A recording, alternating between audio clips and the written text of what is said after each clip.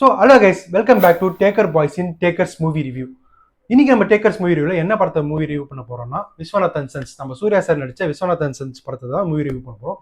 Status எல்லாமே நமக்கு கௌரவமா இருக்கணும், கர்வமா இருக்கக்கூடாது. ஸோ இந்த படத்தோட மூவி ரிவ்யூ வந்து நார்மல் ஒரு ரிவ்யூ தாண்டி வந்து ஒரு ரோஸ்ட் டைப்ல வந்து ட்ரை பண்ணலான்னு இருக்கேன். ஏன்னா வந்து நார்மலாக நீங்கள் ஒரு ரிவ்யூ பார்த்தீங்கன்னா ஒரு ப்ரொஃபஷனலாக வந்து படம் எப்படி இருக்குன்னு தெரிஞ்சுக்க வந்து நீங்கள் ரிவ்யூ பார்க்கலாம். பட் அதே மாதிரி ரோஸ்ட் டைப்ல வந்து ஒரு ரிவ்யூ கொடுத்தீங்கன்னு வச்சுங்களேன், நார்மலாக ஒரு படத்தோட ரிவ்யூ தெரிஞ்ச மாதிரி இருக்கும். அண்ட் வந்து ரிவ்யூ கேட்கும்போது உங்களுக்கு ஒரு ஃபன் அண்ட் இன்ட்ரெஸ்டிங்காக இருக்கும்ன்ற காரணத்தினால இந்த மாதிரி ஒரு ரோஸ்ட் டைப்ல வந்து நான் ட்ரை பண்ணலான்னு இருக்கேன். ஸோ இந்த மாதிரி என்னென்ன சொல்றோம் பாருங்க, கம்பி கட்டுற கதையெல்லாம் எடுத்து போடுறாங்க. ஸோ வீடியோ ஃபுல்லாக பாருங்க. அண்ட் இந்த மாதிரி ரோஸ்ட் டைப்ல உங்களுக்கு ரிவ்யூ பிடிச்சிச்சுன்னா வரப்போற மூவிஸ்லேயே வந்து இதே மாதிரி ரோஸ்ட் டைப்ல வந்து உங்களுக்கு ரிவ்யூ கொடுத்து என்டர்டைன்மெண்ட் பண்றேன். ஸோ வாங்க வீடியோக்குள்ள போகலாம்.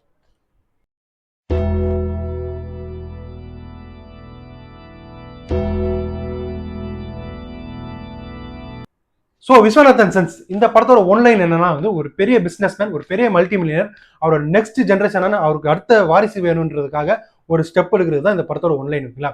இதுக்கு இந்த படத்துக்கு வந்து நம்ம ஒன்லைன்லேயே ஒரு ரோஸ்ட் பண்ணலாம். எப்படின்னா வந்து இந்த படத்துக்கு விஸ்வநாதன் சன்ஸ்ன்னு பேர் வச்சது பதிலாக வாரிசு 2 பேர் வச்சிருக்கலாம். ஆமாங்க, எல்லா இடமும் நம்ம இடம் தான்.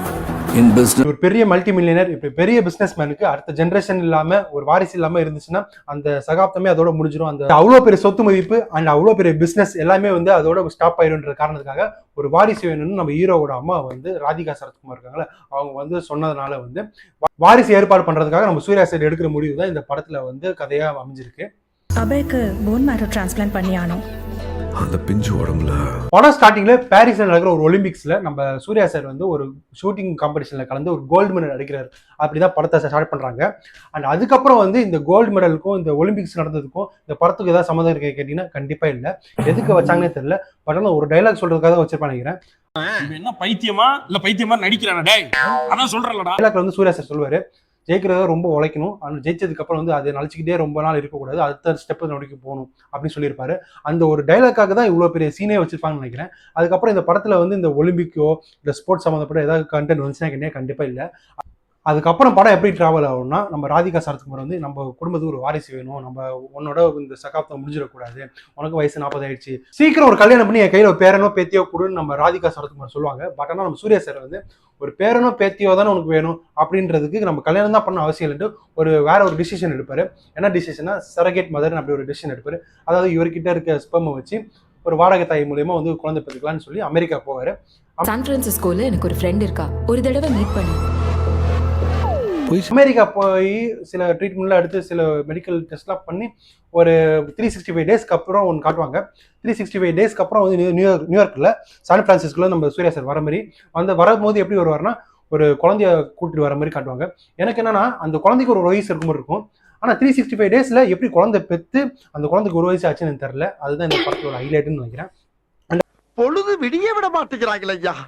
அதுக்கப்புறம் வந்து இங்கே கூட்டு வந்து வளர்க்குறதுலாம் நம்ம நார்மலாக போயிட்டு இருந்துச்சு. அண்ட் நார்மலாக வளர்க்கும் போது வந்து குழந்தைக்கு ஒரு ப்ராப்ளம் இருக்குன்னு தெரிய வருது.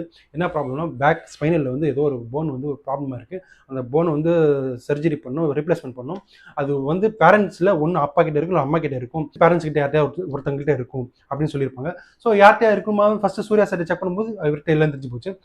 ஸோ சூர்யா சார் கிட்ட இல்லைனா நெக்ஸ்ட் வேற யார்கிட்ட இருக்குன்னா அவங்க அம்மா கிட்ட தான் இருக்கும். பட் ஆனால் அவங்க அம்மா யாரும் நமக்கு தெரியாது. பட் ஆனால் சூர்யா சாரோட பவர், அவரோட இன்ஃப்ளூயன்ஸ்னால அவர் ஆல்ரெடி அவர் சான் பிரான்சிஸ்கோவில் போயிட்டு ட்ரீட்மெண்ட் எடுத்தல அங்கே இருக்க டாக்டர்ஸ்லாம் தெரிஞ்சனால வந்து அவர் வந்து அந்த இன்ஃப்ளூயன்ஸை வச்சு அந்த சரகேட் மதரை வந்து கண்டுபிடிச்சி அவரை வந்து சென்னைக்கு கொண்டு வந்துடுறாரு. அதுக்கப்புறம் போய் செஞ்சிடலாம் மச்சான்.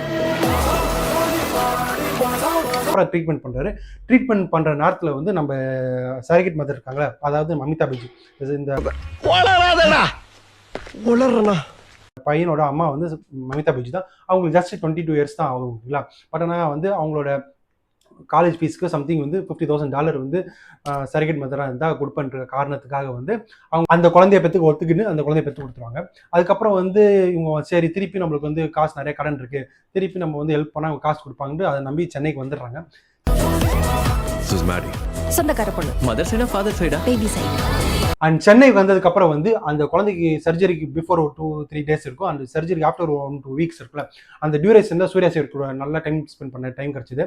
யூஸ்வலாக டைம் ஸ்பெண்ட் பண்ணுறதுனால என்ன நடந்திருக்குன்னு உங்களுக்கே தெரியும். எல்லா தமிழ் சினிமாவில் வர மாதிரி தான் நம்ம ஹீரோயின் மேடமுக்கு வந்து காதல் மலர்றது. அப்புறம் அந்த காதல் மலர்ந்ததுக்கு அப்புறம் வந்து அந்த காதல் வந்து சேர்ந்துச்சா இல்லையா அப்படின்னு தான் இந்த படத்தோட கதை நோக்கி போவோம். இன்னும் என்ன நீ பைத்தியக்காரனவே நினைச்சிருக்கிறல்ல நீ. பட் ஆனால் நம்ம சூர்யா சார் வந்து இந்த காதல் வந்து ரிஜெக்ட் பண்ணிகிட்டே இருப்பார். 2 மெயின் ரீசனால. ஒன்று வந்து நிறைய டைம் சொல்லிகிட்டே இருப்பார், ஹாலிடேஸ் ஓவர் மேடின்னு. மேடின்றது மமிதா விஜய் நேம். அதாவது இவங்க ஒரு வெக்கேஷனுக்காக வந்திருக்காங்க, வெக்கேஷனுக்கு வந்து இந்த வெக்கேஷன் முடிஞ்சதுக்கப்புறம் கிளம்பி போயிடணும் அப்படின்ற கான்செப்டில் தான் சொல்லியிருப்பாரு. அண்ட் நெக்ஸ்ட் வந்து வயசு வித்தியாசம். நம்ம சூர்யா சாருக்கு 40 வயசாக இருக்கும், நம்ம மமிதா விஜய்க்கு 22 இயர்ஸ் இருக்குங்களா. சூர்யா சார் 42 இருக்கும். ஸோ 20 இயர்ஸ் டிஃப்ரென்ஸ்னால வந்து செட் ஆகாது, பெரிய மேட்ச் ஆகாததுனால வந்து அவர் வந்து எப்போதுமே வந்து மமிதா விஜய் வந்து ஒரு இன்ட்ரெஸ்ட் கட்டாமல் அது ஒரு ஓரமாக தான் வச்சிருப்பாரு. சீட் ரொம்ப ஸ்ட்ராங் ஹா. ஸ்டே வித் அந்த 20 இயர்ஸ் ஏஜ் டிஃப்ரென்ஸ் வந்து அதனால சஃபர் ஆக போகிறது அந்த உமன் தான். அந்த கல்யாணம் பண்ணிக்க ஒரு பொண்ணு தான் மேஜராக சஃபர் ஆகும். ஆனால் அந்த பொண்ணே சஃபர் இல்லாமல் நான் கல்யாணம் பண்ணிக்க ரெடின்னு சொல்லும்போது இவர் அவாய்ட் பண்ணுறது வந்து என்னடா இது அப்படின்னு தான் இருந்துச்சு. ஏன்னா வந்து சூர்யா சார் வந்து இந்த அளவுக்கு நல்லவராக இருக்காரு, ஒரு பொண்ணுக்கு வந்து 20 வயசு டிஃப்ரென்ஸ், அந்த பொண்ணு வந்து அப்புறம் சஃபர் ஆகுன்றதெல்லாம் யோசிக்கிறவர். சூர்யா சார் அந்த அளவுக்கு நல்லவராக கேட்டிங்கன்னா அதுதான் கிடையாது. இவர் இந்த படத்தில் கல்யாணம் வேணான்றாரு தவிர்த்து வந்து இந்த படத்தில் வந்து அவர் ரொம்ப ஜெனியூனான பர்சனாக இருக்குன்னு கேட்டால் கண்டிப்பாக இல்லை. மாதம் 27 to 30 மாதம் எண்டில் வந்து அவர் வெக்கேஷன் போயிட்டு கேர்ள்ஸோட ஃபன் பண்ணுறதுலாம் வந்து இந்த படத்தில் எலிமெண்ட்டாக காமிச்சிருக்காங்க. இன்னைக்கு என்னெல்லாம் பண்ண போறாரோ. அந்த இடத்துல வந்து டேரக்டர் டச் வந்து நான் பாராட்டுறேன். ஏன்னா வந்து சூர்யா சார் வந்து ஒரு நல்ல பெரிய பக்கா ஜென்டில்மேன், ஒரு பெரிய பிஸ்னஸ்மேன். அதை தாண்டி வந்து இவர் வந்து கல்யாணம் வேணான்றாரு, தாண்டி வந்து இவர் சாமியாரோ ஒரு சன்னியாசியோ கிடையாது. இவருக்கும் எல்லாருமே காமனாக ஃபீலிங்ஸ் இருக்குன்றது வந்து மென்ஷன் பண்ணது அப்ரிஷியேட் பண்ண வேண்டிய விஷயம். ஏன்னா வந்து ஹீரோனாவே வந்து ஜென்டில்மேனாக காட்டணும், பொண்ணுங்களை தொடவே மாட்டாரு காட்டணும், பொண்ணுங்கிட்ட வந்து கரெக்டாக இருப்பார் காட்டணும். 40 வயசு 50 வயசு 60 வயசானாலுமே வந்து பொண்ணுங்க கல்யாணம் பண்ணலனா கூட அவர் வந்து பொண்ணுங்க கிட்ட எந்த நல்ல கெட்ட பழக்கம் இல்லை, பொண்ணுங்கிட்ட எந்த ஃபன் இல்லாத மாதிரி இருக்கிற மாதிரி காமிக்கிறது தான் வந்து எல்லா ஓவர் தேர்ஸ் பண்ணிட்டு இருப்பாங்க. பட் ஆனால் அதெல்லாம் உடச்சி வந்து இப்போ இருக்க ஃபேக்டை காமிச்சது வந்து டேரக்டர் வெங்கி அட்லிக்கு நான் வந்து கிரெடிட்ஸ் கொடுத்தே ஆகும்.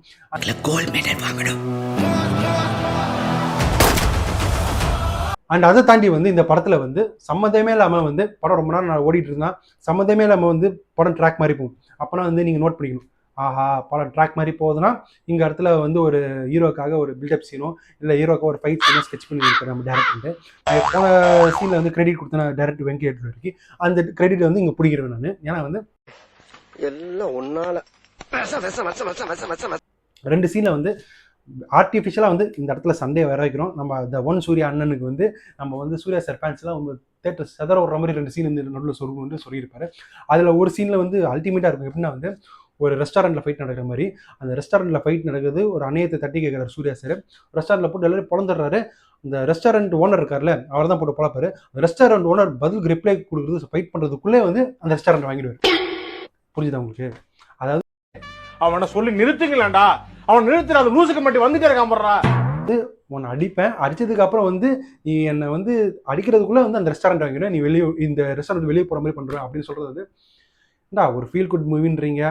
ஃபீல் குட் மூவினா வந்து எனக்கு புரியல. எல்லா ஃபீல் குட் மூவியும் எடுத்து பாருங்களேன், இதுக்கு முன்னாடி தோலாவாக இருக்கட்டும், இல்லை அதுக்கு முன்னாடி வாரிசாக இருக்கட்டும், எல்லா ஃபீல் குட் மூவிலையும் வந்து ஹீரோ வந்து ஒரு பெரிய மல்டி மில்லியனாக இருக்காரு. அப்படிலாம் ஹீரோ வேலை பார்க்குற இடம் ஒரு மல்டி மில்லியன் இடமா இருக்கு தோலா படத்தில். கலைத்துறையில மிகப்பெரிய புரட்சியே நடக்க போகுது, அவ்வளவுதான் சொல்லிட்டேன்.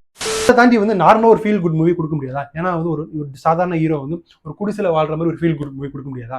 எப்போ பார்த்தாலுமே வந்து ஒரு 500 கோடி 1000 கோடி சொத்து இருக்கவங்க தான் ஃபீல் குட் மூவி நடிச்சா வந்து அது சாதாரண ஃபீல் குட் மூவி மாதிரி தெரியாம ஒரு ஹாலிவுட் படத்தில் ஒரு கிராண்டா படம் பார்த்தா அப்படி இருக்கும், அந்த மாதிரி ஃபீல் தான் கொடுக்குது. தாண்டி வந்து ஒரு நார்மல் ஃபீல் குட் மூவி யதார்த்தமான மூவி மாதிரி தெரிய மாட்டேங்குது.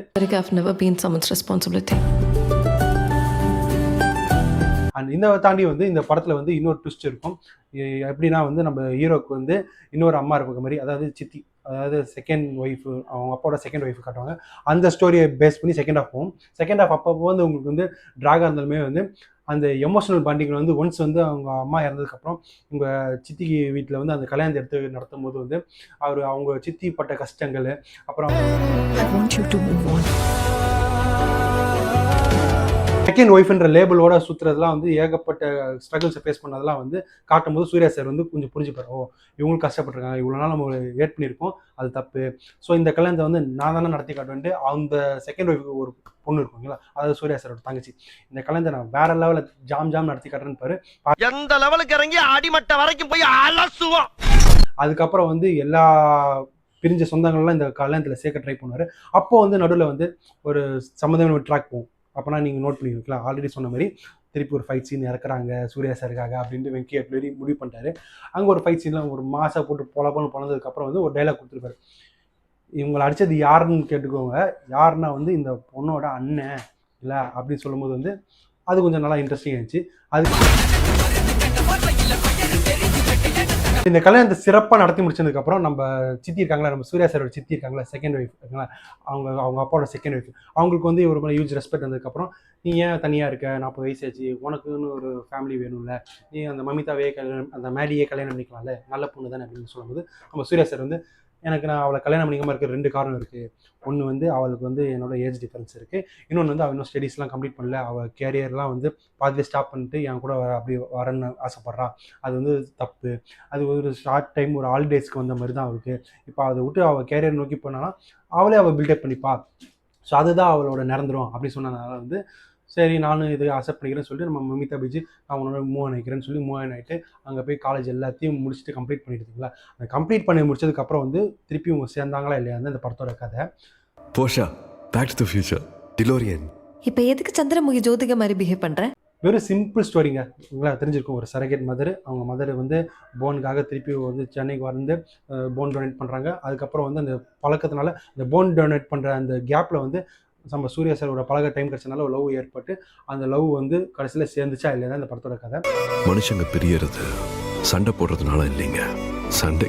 அண்ட் இதை தாண்டி வந்து இந்த படத்தில் யாரெல்லாம் கேஸ்டிங் பண்ணியிருக்காங்கன்னா நம்ம சூர்யா சார், அப்புறம் மமிதா பைஜு, ராதிகா சரத்குமார், அண்ட் அதுக்கப்புறம் வந்து நாசர் நடிச்சிருக்காரு, அண்ட் வந்து ரவீனா டண்டூன் அப்படின்னு ஒரு ஆக்ட்ரஸ் நடிச்சிருக்காங்க, ஒரு பாலிவுட் ஆக்ட்ரஸ். அண்ட் இதை தாண்டி இன்னும் சில ஆக்ட்ரஸ்லாம் நடிச்சிருக்காங்க. அண்ட் இந்த படத்தோட மியூசிக் டைரக்டர் வந்து ஜிவி பிரகாஷ், அவரோட வேலையை வந்து கரெக்டாக பண்ணியிருக்காரு. எல்லா படத்துலையும் வந்து இப்போ ரீசெண்ட் இயர்ஸில் வந்து சூப்பராகவே பண்ணிட்டு இருக்காரு.